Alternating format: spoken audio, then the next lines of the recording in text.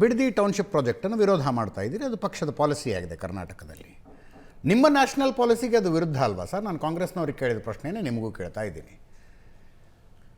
Greater Nicobar project ಮಾಡ್ತೀನಿ ಅಂತ ಹೊರಡ್ತೀರಿ. ಪ್ರಧಾನಮಂತ್ರಿಗಳು ನಿಂತ್ಕೊಂಡು ಭಾಷಣ ಮಾಡಿದ್ರು ಮೊನ್ನೆ ತಾನೇ. 24 ತಾಸು ಕರೆಂಟ್ ಬೇಕು ಅಂತೀರಿ. ನಾವೊಂದು ಅಣು ವಿದ್ಯುತ್ ಯೋಜನೆ ಮಾಡೋದಕ್ಕೆ ಹೋದರೆ ವಿರೋಧ ಮಾಡ್ತೀರಿ, ಹೈಡ್ರೋ ಎಲೆಕ್ಟ್ರಿಸಿಟಿ ಪವರ್ ಪ್ರಾಜೆಕ್ಟ್ ಮಾಡೋದಕ್ಕೆ ಹೋದ್ರೆ ವಿರೋಧ ಮಾಡ್ತೀರಿ ಅಂತ ಪ್ರಧಾನಮಂತ್ರಿಗಳು ಮಾತಾಡ್ತಾರೆ.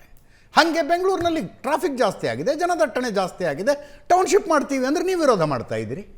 ತುಂಬ ವ್ಯಾಲಿಡ್ ಪ್ರಶ್ನೆ ಅಜಿ. ನೋಡಿ, ದುರಾಂಕಾರ ಜಾಸ್ತಿ ಆದಾಗ ಇಂದ್ರನೇ ಬದುಕಲಿಲ್ಲ. ಅಧಿಕಾರ ಸಿಕ್ತಿದ್ದಂಗೆ ನಾನೇ ಇಂದ್ರ ನಾನೇ ಚಂದ್ರ ಅನ್ನೋರು ಕೂಡ ಮಣ್ಮುಖದ ದಿನ ಭಾಳ ದೂರ ಇಲ್ಲ. ನಾಗರಾಜ್ ಯಾದವ್ ಅವರಿಗೆ ಮಾಹಿತಿ ಕೊರತೆನೋ ಅಥವಾ ಸುಳ್ಳು ಹೇಳ್ತಿದ್ರೆ ಗೊತ್ತಿಲ್ಲ. ಅಲ್ಲಲ್ಲ, ಕುಮಾರಸ್ವಾಮಿ ಅವರು ನೀವು ಹೇಳಿದ್ರಿ ಮಾಹಿತಿ ಕೊರತೆ ಇದ್ರೆ ಬಿಜೆಪಿ ಇರಬೇಕು. ಏನ್ ಮಾಹಿತಿ ಕೊರತೆ ಅಂತ ಕೇಳಿಸ್ಕೊಳ್ರಿ. ನಾಗರಾಜ್ ನನ್ನ ಕೋರ್ಟ್ ಮಾಡಿದ್ರೆ ನಾನು ಟೈಮ್ ಕೊಡ್ಬೇಕು, ಉತ್ತರ ಕೊಡಕ್ಕೆ ಕೊಡ್ತೀನಿ. ಕೇಳಿ. ಕುಮಾರಸ್ವಾಮಿ ಅವರ ಸರ್ಕಾರ 2006-07ರಲ್ಲಿ ಜಮೀನನ್ನ ನೋಟಿಫಿಕೇಶನ್ ಮಾಡಲಿಲ್ಲ. ನೋಟಿಫಿಕೇಶನ್ ಮಾಡಿದ್ದು ಪ್ರಾಜೆಕ್ಟ್ ನ ಒಂದು ಬಿಡದಿ ಪ್ರಾಜೆಕ್ಟ್ ಅಲ್ಲ, 5 ಟೌನ್ಶಿಪ್ ಪ್ರಾಜೆಕ್ಟ್ ನೋಟಿಫೈ ಮಾಡಿದ್ದು, ನಾಟ್ ದ ಲ್ಯಾಂಡ್. ಬಿಡದಿ ಮಾಡ್ತು, ರಾಮನಗರ ಮಾಡ್ತು, ಸೋಲೂರು, ಅದಾದ್ಮೇಲೆ ಸಾತ್ನೂರು ಮತ್ತೆ ನಂದಿಗುಡಿ 5 ಪ್ರಾಜೆಕ್ಟ್ಗಳನ್ನ ನೋಟಿಫಿಕೇಶನ್ ಮಾಡಿದ್ದು. ನೋಟಿಫಿಕೇಶನ್ ಆದಮೇಲೆ ಏನು 4-1 ಆಗೋ ಸಂದರ್ಭ ಬಂತು.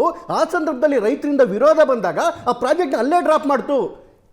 2007 ಜುಲೈ 30-31 ಫ್ಲೋರಲ್ಲಿ ಚರ್ಚೆ ನಡೀತಾ ಇತ್ತು. ಇದೇ ಕಾಂಗ್ರೆಸ್ನ DK ಶಿವಕುಮಾರ್, ಸಿದ್ದರಾಮಯ್ಯ, ಖರ್ಗೆ ಯಾವ ರೀತಿ ಮೇಲ್ಗಡೆ ಕೆಳಗಡೆಗೆ ಬಿದ್ದು ನಕಶಿಕಾಂತ ವಿರೋಧ ಮಾಡಿದ್ರು ಅಂತ ಹೇಳಿದ್ರೆ 2 ದಿವಸದಲ್ಲಿ 150 ಪುಟ ರೆಕಾರ್ಡೆಡ್ ಇವ್ರು ವಿರೋಧ ಮಾಡಿದ್ರಲ್ಲ ಬಿಡದಿ ಪ್ರಾಜೆಕ್ಟ್ನ ರೆಕಾರ್ಡೆಡ್ 150 ಪೇಜಸ್. ಆವತ್ತು ನೀವು ಅಷ್ಟೊಂದು ವಿರೋಧ ಮಾಡಿದ್ರು, ನಕಶಿಕಾಂತ ವಿರೋಧ ಮಾಡಿದ್ರು. ಈಗ ಇದಕ್ಕಿದ್ದಂಗೆ ಏನಕ್ಕೆ ಬಂದ್ಬಿಡ್ತು? ಅದೇ ಸಂದರ್ಭದಲ್ಲಿ HK ಪಾಟೀಲ್ದು ಒಂದು ಸತ್ಯಶೋಧನಾ ಸಮಿತಿ ಬೇರೆ ಮಾಡಿದ್ರು.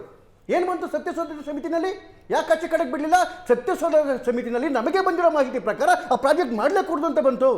ಅದಾದಮೇಲೆ 5 ಕಡೆ ಪ್ರಾಜೆಕ್ಟ್ ಇತ್ತಲ್ವಾ, ನಿಮ್ದು ಸಮಿತಿ ಬಿಡದಿಗೆ ಸಂಬಂಧಪಟ್ಟದ್ದಾಗಿರಲಿಲ್ಲ ಅಂತ ನನಗಿರೋ ವಾಟ್ ಎವರ್ ಸರ್. ಆಚೆಗೆ ಬಿಟ್ಟಿಲ್ಲ ಇವರು, ಯಾವ ಕಾರಣಕ್ಕೋಸ್ಕರ ಆಚೆ ಬಿಟ್ಟಿಲ್ಲ.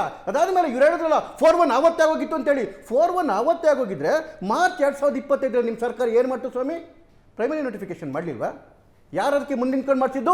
ಇದೇ ನಿಮ್ಮ DK ಶಿವಕುಮಾರ್ ಅವರು ಪ್ರೈಮರಿ ನೋಟಿಫಿಕೇಶನ್ ಮಾಡಿದ್ರು. ಅದಾದ್ಮೇಲೆ ಫೈನಲ್ ನೋಟಿಫಿಕೇಶನ್ ಯಾವಾಗಿದ್ದು? ಈಗ 2 ತಿಂಗಳಿಂದ ಫೈನಲ್ ನೋಟಿಫಿಕೇಶನ್ ಆಗಿದ್ದು. ನೀವು ಪ್ರಶ್ನೆ ಕೇಳಿದ್ರಿ, ಅಲ್ಲಿ ಅಂಡಮಾನ್ ನಿಕೋಬಾರಲ್ಲಿ ಮಾಡಕ್ಕೆ ಹೋಗ್ತೀರಿ, ಇಲ್ಲಿ ಡೆವಲಪ್ಮೆಂಟ್ಗೆ ಯಾಕೆ ಬಿಡ್ತೀರಿ ಅಂತೇಳಿ. ಡೆವಲಪ್ಮೆಂಟ್ಗೆ ಬೇರೆ ಜಾಗ ಇಲ್ದಿದ್ರೆ ಹೋಗ್ಬಿಟ್ಟು ರೈತರ ಬಳಿಗೆ ಬೆಂಕಿ ಇಡಲಿ. ನೀವು ಮಾಡಿರೋ ಪ್ರಾಜೆಕ್ಟ್ಗಳೆಲ್ಲ ಅಷ್ಟೊಂದು ಜಾಗ ಖಾಲಿ ಬಿದ್ದು ನೀವು ರಾಮನಗರದಲ್ಲಿ ಹೋಗಿ ರೈತರಿಗೆ ಹೇಳ್ತೀರಿ 1 ಇಂಚು ಜಾಗನೂ ಮಾರಬೇಡಿ, 1 ಎಕರೆ ಜಮೀನು ಮಾರಬೇಡಿ, ಚಿನ್ನದಂತ ಬೆಲೆ ಬರುತ್ತೆ ಅಂತೇಳಿ. ರಾಮನಗರದಲ್ಲಿ ರೈತರಿಗೆ ಚಿನ್ನದ ಬೆಲೆ ಬರಬೇಕು, ಪಕ್ಕದಲ್ಲಿರೋ ಬಿಡದಿ ರೈತರು ನೆಣ್ಣಕೊಂಡು ಸಾಯ್ಬೇಕು. ಇದನ್ನ DK ಶಿವಕುಮಾರ್ ಅವರೇ ನಿಮ್ಗೆ ರೈತರ ಪರವಾಗಿರ್ತಕ್ಕಂಥದ್ದು. 700 ಜಾಗ ಇತ್ತಲ್ವ, 700 ಹಿಂದೆ ಪ್ರಾಜೆಕ್ಟ್ ನೋಟಿಫಿಕೇಶನ್ ಆಗಿತ್ತಲ್ವ, ನೀವು ಅಲ್ಲೇ ಮಾಡಬೇಕಾಗಿತ್ತು. ಅದಾದ್ಮೇಲೆ ನೋಡಿ, ನೀವು ಸೂರ್ಯನಗರಕ್ಕೆ ಬನ್ನಿ, 5,000 ಎಕರೆ ಸುತ್ತ ಎಲೆಕ್ಟ್ರಾನಿಕ್ ಸಿಟಿ ಇದೆ. ಈ ಕಡೆಗೆ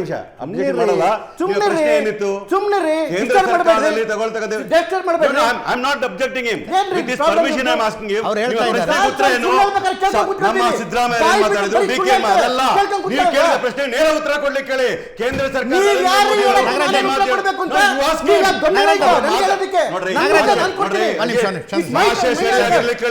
ಅವನಿಗಿಂತ ಜಾಸ್ತಿ ಮಾತಾಡೋದು ಗೊತ್ತಿದೆ. ನಾಗರಾಜ್ ಯಾದವ್ ಅವರು ಮಾತಾಡೋ ತನಕ ನಾನು ನಿಮ್ಗೆ ರಿಯಾಕ್ಟ್ ಮಾಡೋದಕ್ಕೆ ಟೈಮ್ ಕೊಡ್ತೀನಿ. ನೀವು ಪ್ರಶ್ನೆಗೆ ನೇರ ಉತ್ತರ ಕೊಡ್ಲಿಕ್ಕೆ ಕೇಳಿ. ನರೇಂದ್ರ ಮೋದಿ ನಾಗರಾಜ್ ಯಾದವ್ ಒಂದು ಡೆಕೋರಮ್ ಇರ್ಲಿ, ಒಬ್ರು ಮಾತಾಡೋ ಕೇಳ್ತಾ ಇದೀನಿ. ನೀವು ಮಾತಾಡುವಾಗ ಅವ್ರು ಹೆಂಗ್ ಸುಮ್ಮನೆ ಕೇಳಿಸ್ಕೊಂಡ್ರಲ್ಲ, ಹಂಗೆ ಅವ್ರು ಮಾತಾಡೋಕೆ ಸುಮ್ಮನೆ ಕೇಳ. ಮಾಹಿತಿ ಇಲ್ದೇ ಇರೋರು ಯಾರು ಅಂತ ಗೊತ್ತಾಗ್ತಾ ಇದೆಯಲ್ಲ. ನೀವು ಕೇಳಿದ ಪ್ರಶ್ನೆ ಅರ್ಥ ಮಾಡ್ಕೊಳ್ಳೋದ್ರ ಮೂರ್ಖರಿಗೆ ಏನು ಅಂತ ಜನಕ್ಕೆ ಗೊತ್ತು ರೀ. ನನ್ನ ಬಗ್ಗೆ ನಾನು ಮಾತಾಡೋ ಪ್ರಶ್ನೆ ಅರ್ಥ ಮಾಡ್ಕೊಳ್ಳಿಕ್ಕೆ ಕೇಳಿ, ತದನಂತರ ಅದಕ್ಕೆ ಬರ್ಲಿಕ್ಕೆ ಕೇಳಿ. ನಾನು ಕೇಳಿದ ಪ್ರಶ್ನೆ ನೀವು ಉತ್ತರ ಕೊಟ್ರಾ? ಹೌದು, ನೀವು ಉತ್ತರ ಕೊಟ್ರಾ? 100%. ಗ್ರೇಟರ್ ನಿಕೋಬಾರ್ ಪ್ರಾಜೆಕ್ಟ್ ಅನ್ನು ವಿರೋಧಿಸ್ತೀರಿ, ಈ ಪ್ರಾಜೆಕ್ಟ್ ಅನ್ನು ಮಾಡ್ತೀವಿ ಅಂತ ಯಾಕೆ ಹೊರಟಿದ್ದೀರಿ ಅಂತ ಕೇಳಿದಾಗ ಹೇಳ್ತೀನಿ ಕೇಳಿ. ಅದೇ ಮಾನದಂಡಗಳ ಮೇಲೆ ರೈತರಿಗೆ ವಿರುದ್ಧ ಮಾಡೋದಿಲ್ಲ, ರೈತರ ಕನ್ಸೆಂಟ್ ತಗೊಂಡು ಮಾಡ್ತಕ್ಕಂಥದ್ದು. ಎಷ್ಟು ಅಪ್ಲಿಕೇಶನ್ ಬಂದಿದೆ ಹೇಳ್ತೀನಿ, ಎಷ್ಟು ಅಬ್ಜೆಕ್ಷನ್ ಬಂದಿದೆ ಹೇಳ್ತೀನಿ, ಎಷ್ಟು ವಿಡ್ರಾ ಆಗಿದೆ ವಿಚಾರ ಹೇಳ್ತೀನಿ. ಮಾಹಿತಿ ಕೊಡ್ತಾ ಚಂದ್ರಶೇಖರ್, ನೀವು ಹೇಳ್ತಾ ಇರೋದೇನು, ಬೇರೆ ಬೇರೆ ಕಡೆ ಬೇರೆ ಬೇರೆ ಪ್ರಾಜೆಕ್ಟ್ಗಳನ್ನು ಮಾಡೋದಕ್ಕೆ ಹೊರಟಾಗ ಅಲ್ಲಿ ಜಾಗ ಅದೇ ಜಾಗದಲ್ಲಿ ಮಾಡುವ ಅನಿವಾರ್ಯತೆ ಇರುತ್ತೆ, ಅದಕ್ಕೆ ಮಾಡ್ತಾ ಇದ್ದಾರೆ. ಖಂಡಿತ. ರಾಮನಗರದಲ್ಲಿ 1,000 ಎಕರೆ ಅನ್ಯೂಟಿಲೈಸ್ಡ್ KIDB ಲ್ಯಾಂಡ್ ಇದೆ. ಇದೇ ರಾಮನಗರ ಮತ್ತೆ ಬಿಡದಿ ಮಧ್ಯೆ 2,200 ಎಕರೆ ಲ್ಯಾಂಡ್ ಇದೆ. ನಿಮಗೆ ಈ ಕಡೆ ಸೂರ್ಯ ನಗರಕ್ಕೆ ಬಂದು 5,000 ಎಕರೆ ಲ್ಯಾಂಡ್ ಇದೆ, ಈ ಕಡೆ ನೆಲಮಂಗಲಕ್ಕೆ ಬಂದು ಅಲ್ಲಿ ಹತ್ರ 5,000 ಎಕರೆ ಇದೆ ನಾರಾಯಣ ಸಿಟಿನಲ್ಲಿ. ನೀವು ಬರೀ ಪ್ರಾಜೆಕ್ಟ್ ಅಕ್ವೈರ್ ಮಾಡ್ಕೊಂಡು ಘೋಷಣೆ ಮಾಡ್ಕೊಂಡು ಹೋಗ್ತೀರಿ ಬಿಟ್ರೆ ಇವತ್ತು ಸೂರ್ಯನಗರಕ್ಕೆ ಒಂದು ಬಸ್ ಬಿಟ್ಟಿದ್ದೀರಾ? ಯಾರು ಮನೆ ಕಟ್ಟಿದ್ದಾರೆ ಅಲ್ಲಿ? ನೀವು ಇದು ಎಲ್ಲಿಗೆ ನೀವು ಪಾವಗಡಕ್ಕೆ ಹೋಗ್ಬಿಟ್ಟು ಯಾವುದು ಸೋಲಾರ್ ಪ್ರಾಜೆಕ್ಟ್ ಮಾಡ್ತೀರಿ. ಯಾಕೆ ಮಾಡ್ತೀರಿ? ಅಲ್ಲಿ ಏನು ನೀರಲ್ಲಿ ಫ್ಲೋರೈಡ್ ಇದೆ, ಅಲ್ಲಿ ಡೆವಲಪ್ಮೆಂಟ್ ಇಲ್ಲ, ಹಾಗಾಗಿ ನಾವು ಅಲ್ಲಿ ಸೋಲಾರ್ ಪ್ರಾಜೆಕ್ಟ್ ಮಾಡ್ತೀವಿ ಅಂತ ಹೇಳ್ತೀರಿ. ಅಲ್ಲಕ್ಕೆ ನೀವು ಟೌನ್ಶಿಪ್ ಮಾಡಲ್ಲ. ಯಾಕೆ ನೀವು ಟೌನ್ಶಿಪ್ ಹೋಗಲ್ಲ? ಅದಕ್ಕೆ ಬರ್ತಾ ಇರೋದು ಇಲ್ಲೇ ಮಾಡಬೇಕು ಅಂತಕ್ಕಂಥದ್ದು ಏನು? ಅದನ್ನು ಇಷ್ಟೊಂದು ವಿರೋಧ ಇರ್ತಕ್ಕಂಥ ಸಂದರ್ಭದಲ್ಲಿ ಯಾವ್ದಾದ್ರು ಟೌನ್ಶಿಪ್ಗಳು ನೋಡಿ. ದೇವೇಗೌಡರ ಕಾಲದಲ್ಲಿ ನಿಮಿಷ ಅದಕ್ಕೆ ಪ್ಯಾರಿಸ್ ಮಾಡಲ್ಲ ಅಂತ ಹೇಳ್ತಾರೆ. ದೇವೇಗೌಡರ ಕಾಲದಲ್ಲಿ 60 ಲಕ್ಷ ಪಾಪ್ಯುಲೇಷನ್ ಇತ್ತು. ಅವರು ಟೌನ್ಶಿಪ್ ರಿಲೀಸ್ ಮಾಡ್ಬೇಕಾದ್ರೆ ಊರಿಂದ ತುಂಬಾ ದೂರ ಇತ್ತು. ಇವತ್ತು 1.5 ಕೋಟಿ ಪಾಪ್ಯುಲೇಷನ್ ಅಜಿತ್, 1.5 ಕೋಟಿಲಿ ಬಿಡದಿನೂ ಸೇರ್ಕೊಂಡ್ಬಿಟ್ಟಿದೆ. It has become an integral part of Bangalore. ನಿಮ್ಗೆ ಇಲ್ಲಿ ಒಳಗಡೆ ಇದನ್ನ ಇನ್ಫ್ರಾಸ್ಟ್ರಕ್ಚರ್ ಕೊಡಕ್ಕಾಗ್ತಿಲ್ಲ, ನೀವು ಹೊಸ ಟೌನ್ಶಿಪ್ ಮಾಡೋ ಅವಶ್ಯಕತೆ ಏನಿದೆ? ಕೊಡಿ. ರೈತರು ಒಪ್ಕೊಂಡಿದ್ದಾರಾ? ನೋಡಿ ಆಲ್ಮೋಸ್ಟ್ 85% ರೈತರದು ಅಲ್ಲಿ 3 ಗುಂಟೆ 4 ಗುಂಟೆ 5 ಗುಂಟೆ ಜಾಗ ಇರೋದು. ಆ 3 ಗುಂಟೆ 4 ಗುಂಟೆಲ್ಲ ಒಂದು ಸಣ್ಣ ಗುಡಿಸ್ಲಾಕೊಂಡಿದ್ದಾರೆ, ಸಣ್ಣ ಮನೆ ಇಟ್ಕೊಂಡಿದ್ದಾರೆ, ಒಂದು 2 ಹೊಸ ಕಟ್ಕೊಂಡಿದ್ದಾರೆ, ಅದ್ರಲ್ಲಿ ಜೀವನ ಮಾಡ್ತಿದ್ದಾರೆ. 1 ಗುಂಟೆಗೆ ನಿಮ್ಮ ಪ್ರಕಾರ 2 ಕೋಟಿ ಕೊಟ್ಟರೆ 1 ಗುಂಟೆಗೆ 5 ಲಕ್ಷ ರೂಪಾಯಿ. 4 ಗುಂಟೆ ಇರೋನಿಗೆ ಎಷ್ಟು ಸಿಗುತ್ತೆ ಅಜಿತ್? 20 ಲಕ್ಷ ರೂಪಾಯಿ. 20 ಲಕ್ಷ ರೂಪಾಯಿ ತಗೊಂಡು ಅವ್ನು ಎಲ್ಲಿಗೆ ಹೋಗ್ತೀನಿ? ಹೊಸ ಹೊಡ್ಕೊಂಡು ಒಂದು ಮನೆಗೆ ಅಡ್ವಾನ್ಸ್ ಕೊಡೋಕ್ಕಾಗುತ್ತಾ? ಅಲ್ಲಿ ಹಸನ್ ಕಟ್ಕೊಳ್ಳೋಕ್ಕಾಗುತ್ತಾ? 85% ರೈತರು 3 ಗುಂಟೆ 4 ಗುಂಟೆ ಅವರಲ್ಲ. ನೀವು ದೊಡ್ಡವ್ರನ್ನ ಬಿಟ್ಬಿಡಿ, 20 ಎಕರೆ 30 ಎಕರೆ ಇರೋ ಎಸ್ಟೇಟ್ ಬಿಟ್ಬಿಡಿ. ಆ 3 ಗುಂಟೆ 4 ಗಂಟೆ ಇರೋ ಜೀವನ ಏನು? ಅದನ್ನು ನೀವು ಯೋಚನೆ ಮಾಡಬೇಕಾಗಿತ್ತು ತಾನೇ. ನೀವು ಹೇಳಿದ್ರಲ್ಲ 80%. ಒಂದು ನಿಮಿಷ ನಾನು ಕ್ರಾಸ್ ಚೆಕ್ ಮಾಡ್ಕೊಂಡ್ಬಿಡ್ತೀನಿ. ಶೇಖರ್ ಅವರೇ, 10 ಗುಂಟೆಗಿಂತ ಕಡಿಮೆ ಜಾಗ ಇರುವ ರೈತರ ಸಂಖ್ಯೆ ಎಷ್ಟಿದೆ? ಎಷ್ಟು ಪರ್ಸೆಂಟೇಜ್ ಇದೆ ಸರ್? ಒಂದು 20% ಇದೆ, ಕೋಟ್ನಾಗಿದೆ ಕಡಿಮೆ ಇದೆ. 20% ರೈತರಿಗೆ 10 ಗುಂಟೆಗಿಂತ ಕಡಿಮೆ ಜಾಗ. 8,560 ಏನು ಇದು ಜನಗಳು 1 ಎಕರೆಗಿಂತ ಕಡಿಮೆ ಇರೋದು 8,560. ಕ್ಯಾಲ್ಕುಲೇಟ್ ಮಾಡ್ಕೊಳ್ಳಿ ಅವ್ರು ಬೇಕಾರೆ.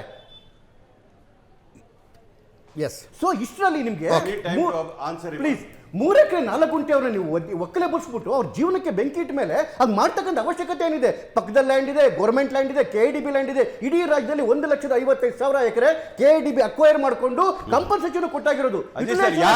ಕೇವಲ 45,000 ಎಕರೆ 1,05,000 ಎಕರೆ ಹೌಸಿಂಗ್ ಅಲ್ಲಿ ಲೇಔಟ್ ಮಾಡಿ ಅಂತ ಹೇಳ್ತಾ ಇದ್ದಾರೆ ಅವರು. ಅಲ್ಲಿ ಟೌನ್ಶಿಪ್ ಮಾಡಿ. ಈ ಪ್ರಾಜೆಕ್ಟ್ ಗೆ ವಿರೋಧ ಇರತಕ್ಕಂಥವರು, ರೈತರ ಬಗ್ಗೆ ಕಾಳಜಿ ಇರ್ತಕ್ಕಂಥ ಬಿಜೆಪಿ ಅವರು, JDS ಅವರು, ಜಗದೀಶ್ ಶೆಟ್ಟರ್ ಅವರು ಹೇಗೆ 1000 ಎಕರೆ ಜಮೀನ KIDB ಅಕ್ವೈರ್ ಮಾಡಿದ್ರು ಇದೇ ಬಿಡದಿಯಲ್ಲಿ? ಅವಾಗ ರೈತರ ಕಾಳಜಿ ಇರಲಿಲ್ವಾ? ನಾನು ಹೇಳ್ತಾ ಇದ್ದೀನಿ, ಅದಕ್ಕೂ ಪ್ರಾಜೆಕ್ಟ್ ಇಟ್ಟಿದ್ದೇವೆ. ಅದು ಇಂಡಸ್ಟ್ರಿಯಲ್ ಪ್ರಾಜೆಕ್ಟ್ ಮಾಡ್ತಾ ಇದ್ದೇವೆ, ಇದು ಟೌನ್ಶಿಪ್ ಮಾಡ್ತಾ ಇದ್ದೇವೆ. Difference between industrial project and KIDB project. They don't even understand. ಮಾಹಿತಿ ಇಲ್ಲದೆ ಏನು ಮಾತಾಡಬೇಕು? ಅಶ್ವಿನ್ ಅವರೇ, ಇಲ್ಲ ಇವ್ರಿಗೆ ಉತ್ತರ ಕೊಡಬೇಕು. ಯಾವುದೇ ಕಾರಣಕ್ಕೂ ಕಾನೂನು ಕೈಗೆ ತೆಗೆದುಕೊಳ್ಳೋ ಕೆಲಸ ಆಗಬಾರ್ದು. ಕೋರ್ಟ್ನಲ್ಲಿ PIL ಇದೆ ರೀ, PIL ವಿಚಾರಣೆಗೆ ಬರ್ತಾ ಇದೆ. ಆಗ್ಬಾರ್ದು ಸರ್. ಶಾಂತ ರೀತಿಯ ಪ್ರತಿಭಟನೆ ಎಷ್ಟಾರು ನಡೀಲಿ, ಸಮಸ್ಯೆ ಇದೇನಿದೆ ಹಿಂಗೆ ಅಧಿಕಾರಿಗಳನ್ನು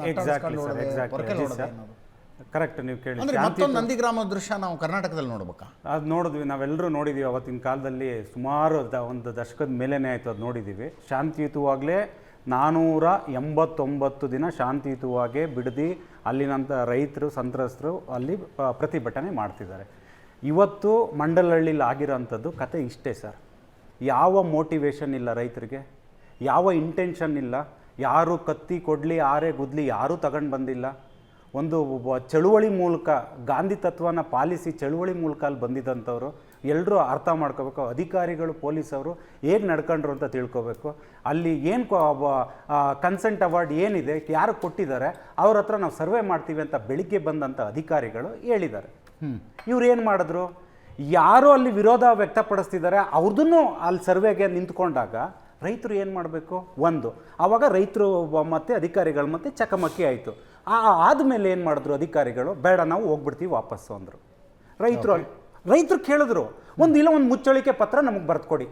ಓನ್ಲಿ ಕನ್ಸೆಂಟ್ ಅವಾರ್ಡ್ ಯಾರಿಗೆ ತೀರ್ಪು ಬಂದಿದೆ ಅಂಥವ್ರಿಗೆ ಒಪ್ಪಿಗೆ ಸಹಿ ಹಾಕಿ ಕೊಟ್ಟಿದ್ದಾರೆ, ಅವ್ರದ್ದು ನೀವು ಮಾಡ್ತೀರಾ ಅಂತ ಒಂದು ಮುಚ್ಚಳಿಕೆ ಪತ್ರ ಕೊಡಿ ಅಂತಂದರು. ಯಾಕೆ ಅಧಿಕಾರಿಗಳಿಗೆ ಒಂದು ರೈತರಿಗೆ ಆಶ್ವಾಸನೆ ಕೊಡೋಂಥ ಬುದ್ಧಿ ದೇವ್ರು ಕೊಟ್ಟಿಲ್ವಾ? ಯಾವಾಗ ಕೇಳಿದ್ರು ಇಲ್ಲ ನಾವು ಹೋಗ್ತೀವಿ ಅಂತ ಹೋದ್ರು ಸರ್.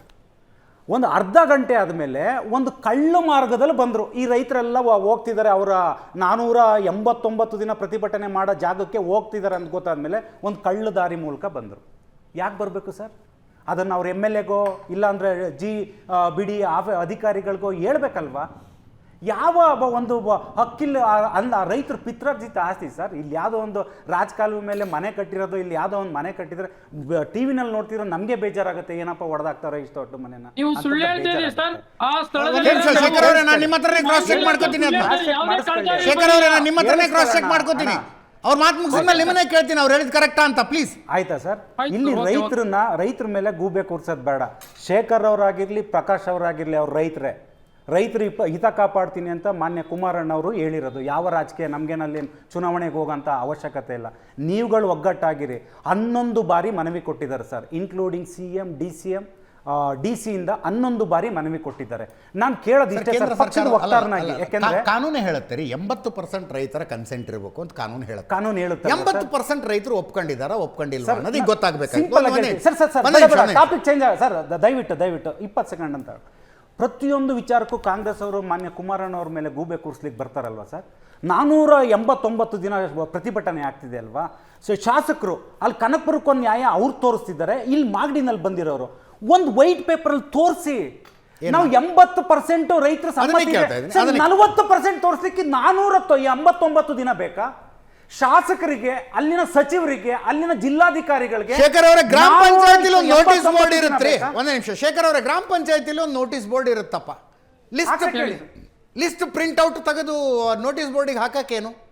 ಯಾವ ರೈತರು ಒಪ್ಕೊಂಡಿದ್ದಾರೆ, ಯಾವ ರೈತರು ಒಪ್ಕೊಂಡಿಲ್ಲ. ಅಧಿಕೃತವಾಗಿನೇ ಸರ್, ಈಗ ಅಲ್ಲಿ ಮಾಹಿತಿ ಅಧಿಕೃತವಾಗಿ 637 ಅಪ್ಲಿಕೇಶನ್ ಮಾತ್ರ ನಾವು ಭೂಮಿ ಕೊಡಲ್ಲ ಅಂತ ಹಾಕಿರೋ ಸರ್. ಉಳಿಕೆ ಎಲ್ಲ ರೈತರು ಸಮ್ಮತಿ ಇದೆ ಅಂತ ಅರ್ಥ ಅಲ್ಲಿ.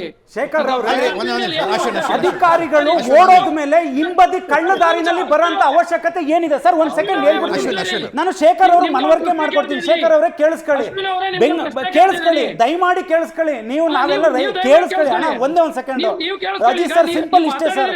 ಒಬ್ರು ರಿಯಲ್ ಎಸ್ಟೇಟ್ ಡೆವಲಪರ್ ಇರ್ತಾರೆ, ಒಬ್ರು ಏನ್ ಮಾಡ್ತಾರೆ, ಒಂದ್ ಜಾಗಕ್ಕೆ ಹೋಗಿ ಶೆಡ್ ಹಾಕ್ತಾರೆ, ದಬ್ಬಾಳಿಕೆ ದೌರ್ಜನ್ಯ ಮಾಡಿ ಅಲ್ಲಿ ಶಿಫ್ಟ್ ಮಾಡ್ತಾರೆ. ಸರ್ಕಾರ ಆ ಕೆಲಸ ಮಾಡಬಾರ್ದು. 500 ಎಕರೆ ಖರಾಬ್ ಇದೆ, 3000 ಎಕರೆ ಗೋಮಾಳ ಇದೆ, ಇದನ್ನ ನುಂಗ್ಲಿಕ್ಕೆ ನೀವು ಬಿಡದಿ ರೈತರನ್ನ ಹರಾಜ್ಗಿಡ್ತಿದ್ದೀರಾ? 500 ಎಕರೆ ಖರಾಬ್ 500 ಎಕರೆ ಖರಾಬ್ ಯಾರ ಹೆಸರಲ್ಲಿದೆ ತೋರಿಸ್ರಿ ಇವತ್ತು. ಒಂದ್ ನಿಮಿಷ. ಶೇಖರ್ ಅವ್ರು ಕೇಳ್ಕೊಂತೀನಿ, ನಿಮಗೆ ಗೊತ್ತಿದೆ 500 ಎಕರೆ ಖರಾಬ್ ಯಾರ ಹೆಸರಲ್ಲಿದೆ? ಶೇಖರ್ ಅವರೇ, ಅಲ್ಲಿ ಖರಾಬ್ ಯಾರ ಹೆಸರಲ್ಲಿ?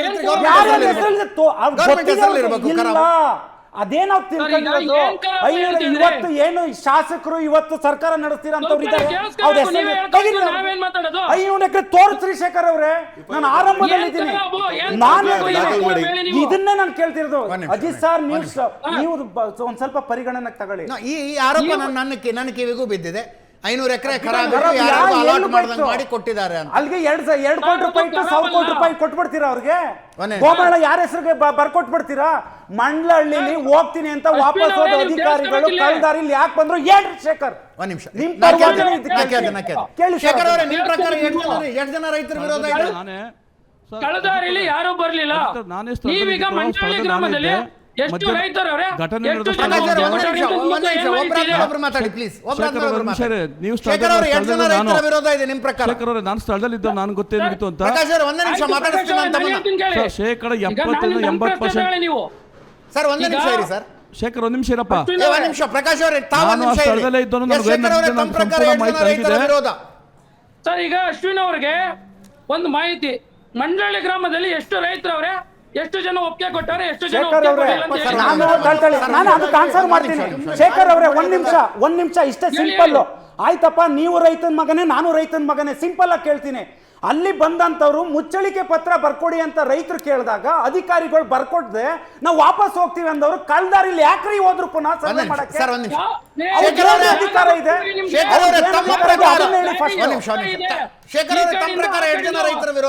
ಕಡೆಯಿಂದ ಜಾಗ ಅಲ್ಲಿಗೆ ಬರಬೇಕು, ಈ ಕಡೆಯಿಂದ ವೆಹಿಕಲ್ ವಿರೋಧ ಡಿಸ್ಪ್ಲೇ ಮಾಡಕ್ಕೆ ಕೇಳ್ತಾ ಇದ್ದೀನಿ ರೀ ಸರ್. ಕೇಳಿ ಸರ್, ಕೇಳಿ. ಶೇಖರ್ ಅವರೇ, ತಮ್ಮ ಪ್ರಕಾರ 2 ಜನ ರೈತರ ವಿರೋಧ ಸರ್? ನಾನು ಅದೇ 27 ಜನದಲ್ಲಿ 24 ಜನ ಒಪ್ಪಿಗೆ ಕೊಟ್ಟವ್ರೆ. ಟೋಟಲ್ ಹೇಳಿ ಸರ್, ಟೋಟಲ್ ಹೇಳಿ. ಗ್ರಾಮ ನೀವು ಒಂದು ಊರಿಂದ ಹೇಳ್ಬೇಡಿ. 5,000 ವಕಾಲತ್ ಕೊಟ್ಟ ಒಂದು ಊರಿನಲ್ಲಿ ಟೌನ್ಶಿಪ್ ಮಾಡೋದಕ್ಕಾಗೋದಿಲ್ಲ.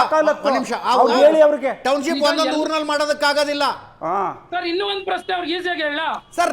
ನಾನು ಕೇಳ್ತಾ ಇರೋದೇನು, ಎಷ್ಟು ರೈತರ ವಿರೋಧ ಇದೆ ಸರ್? 80% ವಿರೋಧ ಅಂತ ಹೇಳ್ತಾರಲ್ವಾ ಅವರು?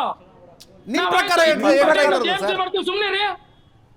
ನಾವು ನಮ್ ಬೇಕಾದ್ರೆ ನಾವು ಜಮೀನ್ ಕೊಡ್ತೀವಿ, ನಮ್ ಭೂಮಿ ನಮ್ಮ ಹಕ್ಕು, ನೀವು ಸುಮ್ನಿರಿ. ಸರ್, ಅದಕ್ಕೆ ಯಾರು ವಿರೋಧನೆ ಮಾಡಿಲ್ಲ ಶೇಖರ್ ಅವರೇ. ದುಡ್ಡು ಇಸ್ಕೊಂಡಿದ್ದೀವಿ. ತಮ್ಮ ಭೂಮಿ ತಮ್ಮ ಹಕ್ಕು, ತಾವು ಭೂಮಿಯನ್ನು ಕೊಡೋದಕ್ಕೆ ಯಾರು ವಿರೋಧ ಮಾಡಿಲ್ಲ. ಪ್ರಕಾಶ್ ಅವ್ರ ಒಂದ್ ನಿಮಿಷ. ಯಾರು ಕೊಡೋದಕ್ಕೆ ತಯಾರಿಲ್ವೋ ನಮ್ಮ ಭೂಮಿಗೆ ವಿಷಯ ಎಲ್ಲರಿಗೂ ಹೋಗೋದು ಬೇಡ, ವಸ್ತುಸ್ಥಿತಿ ಬಗ್ಗೆ ಮಾತಾಡೋಣ. ಪ್ರಕಾಶ್ ಅವರೇ ಉತ್ತರ ಹೇಳಿ. ಈಗ ನಾವು ಸ್ಪಷ್ಟವಾಗಿ ಮಂಡಳಿ ಸರ್ವೆ ನಂಬರ್ ಅಲ್ಲಿ ಎಷ್ಟು ಜನಕ್ಕೆ ಎಷ್ಟು ಒಪ್ಪಿಗೆ ಒಂದ್ ನಿಮಿಷ ಶೇಖರ್, ನಾನು ತುಂಬಾ ಸ್ಪಷ್ಟವಾಗಿ ಮಾತಾಡ್ತೀನಿ. ಒಂದು ಸಣ್ಣ ಬ್ರೇಕ್ ನೋಡಿ, ಒಂದು ಸಣ್ಣ ಬ್ರೇಕ್.